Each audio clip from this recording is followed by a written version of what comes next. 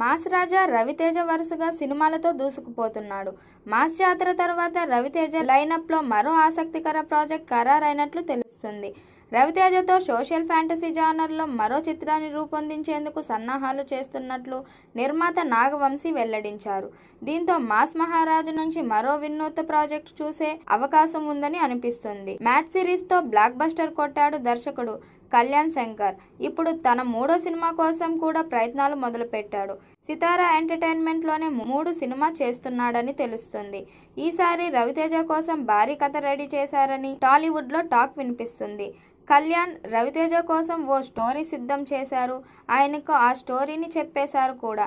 అయితే ఇది super hero story అని టాక్. అయితే దీనికి యాక్షన్ ఎంటర్టైన్మెంట్ ను జత చేశారు. రవితేజ సూపర్ హీరో లాంటి కథని ఎంచుకోవడం ఇదే మొదటిసారి. ఈ రీసెంట్ టైంలో టాలీవుడ్ లో సూపర్ హీరో సినిమాలపై ఇంట్రెస్ట్ బాగా పెరిగింది. ఇప్పుడు రవితేజ కూడా అదే జోనర్ లో సినిమా చేయబోతున్నాడు. 2026 సంక్రాంతికి ఈ సినిమా రిలీజ్ చేయాలన్నది ముందు ప్లాన్. ప్రస్తుతం మాస్ జాతర సినిమా చేస్తున్న రవితేజ అయితే ఈ మూవీ కూడా సితారా ఎంటర్టైన్మెంట్ లోనే వస్తుంది.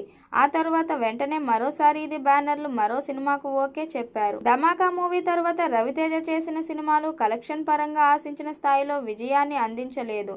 వరుస ఫెయిల్యూర్ తో అల్లాడుతున్న మాస్ మహారాజా ప్రస్తుతం మాస్ జాతర మూవీపైనే ఆశలు పెట్టుకున్నారు.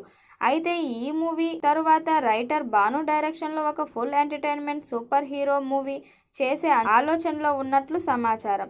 అయితే దానికి సంబంధించి అఫీషియల్ గా మేకర్స్ అనౌన్స్ చేయలేదు. తెలుగు సినిమాల్లో ప్రస్తుతం సూపర్ హీరో కథలకి మంచి మార్కెట్ ఉంది. రవితేజ వంటి స్టార్ హీరోయిల పాత్రలు చేస్తే ప్రేక్షకులకు ఆదరణ పొందడం ఖాయం.